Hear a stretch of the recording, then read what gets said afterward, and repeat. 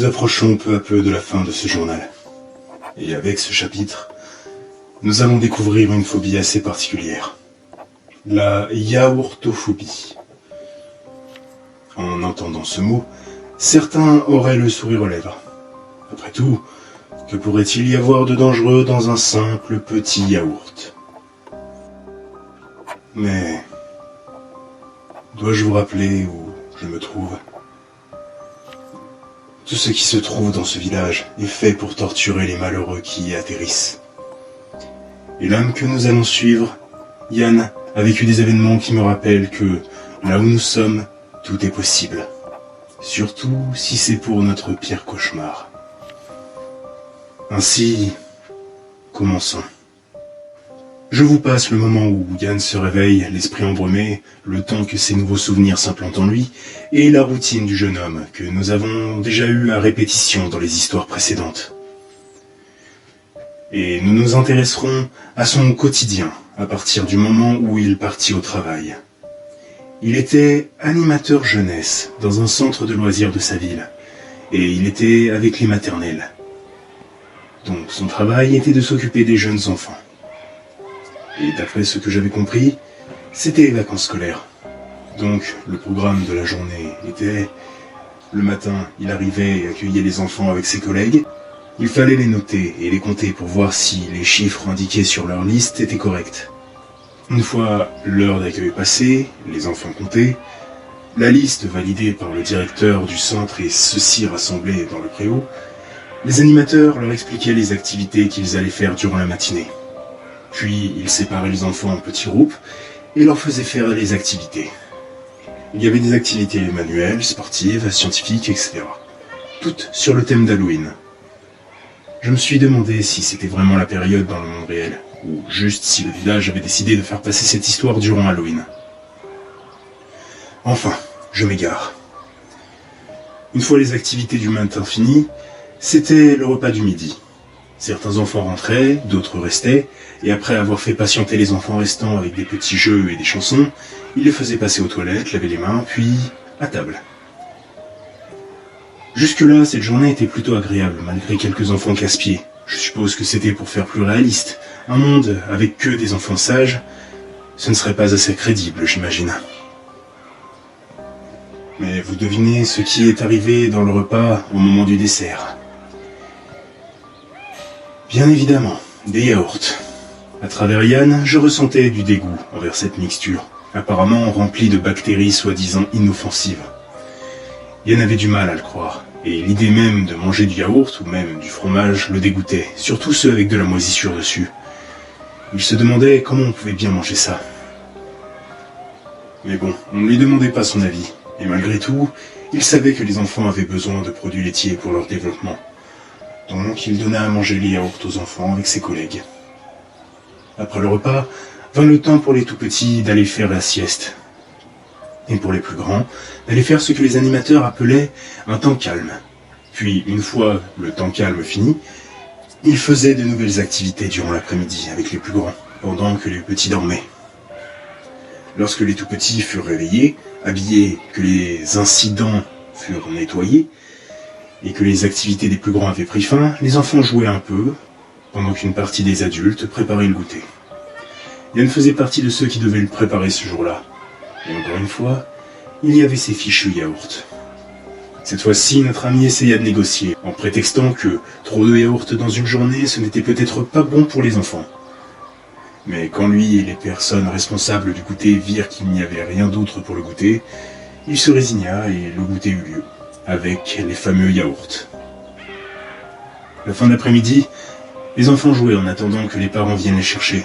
Certains animateurs, quant à eux, finissaient leur journée plus tôt que les autres. Yann, lui, faisait la fermeture. Il devait donc attendre que tous les enfants soient partis pour pouvoir partir à son tour et rentrer chez lui.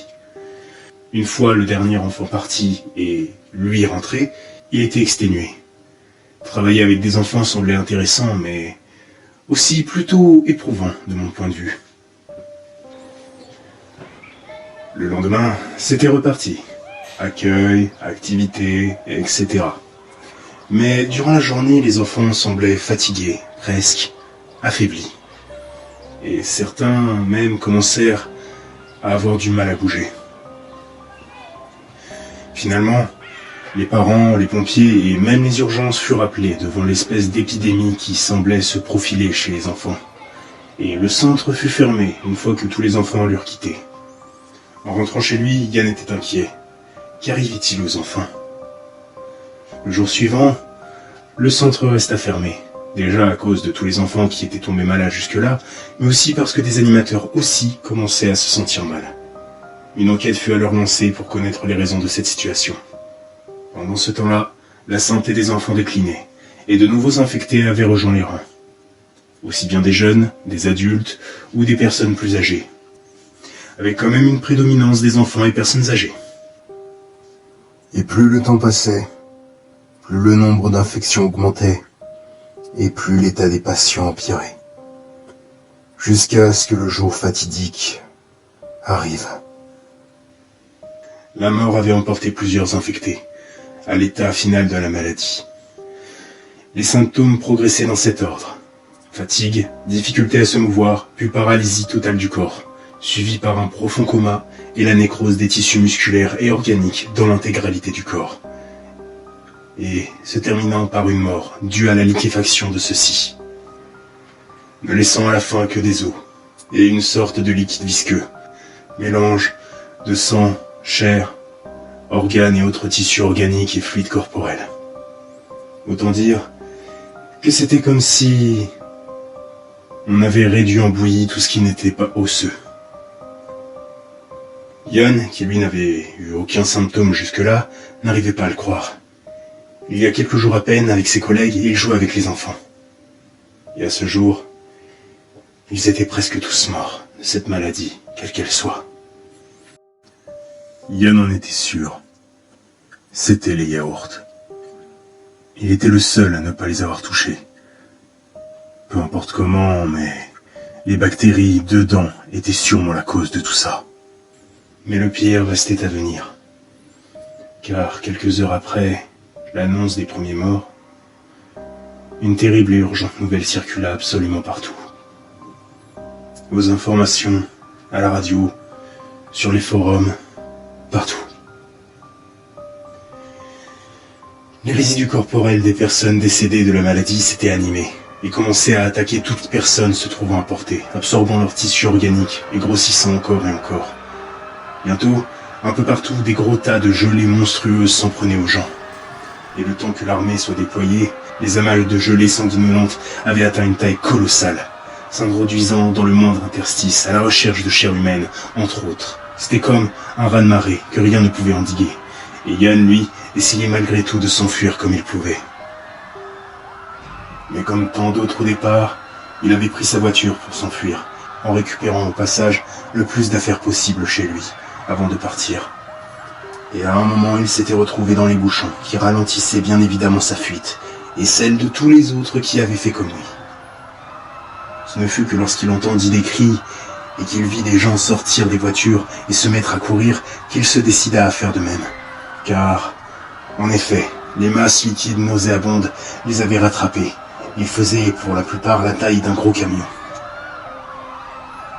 Ces sortes de slime géants avançaient lentement, mais semblaient infatigables, et se dirigeaient sans hésitation vers leur futur repas. Les gens se bousculaient, se marchaient dessus pour fuir les créatures, et bien sûr, comme il y avait des traînards, la plupart du temps, ils finissaient dévorés par les slimes. Et Yann, lui, occultait tout ça. Comme beaucoup, il ne pensait qu'à sa propre survie. Mais sans le savoir, toute la troupe de fuyards se dirigeait vers d'autres slimes, et le temps de s'en rendre compte, ils étaient tous encerclés. Les masses prédatrices s'avançaient les unes vers les autres, entourant toutes les personnes paniquées. L'écart entre elles se resserrant. Certains essayaient de fuir entre les créatures, mais se retrouvaient les pieds collés dans le liquide qu'elles produisaient, jusqu'à se faire engloutir et absorber. Yann et tous les pauvres gens assistaient impuissants à ce spectacle. Et finalement, comme si les slimes avaient décidé de fusionner, ils se rejoignirent, en engloutissant tous les malheureux qui étaient sur le passage. Yann comprit.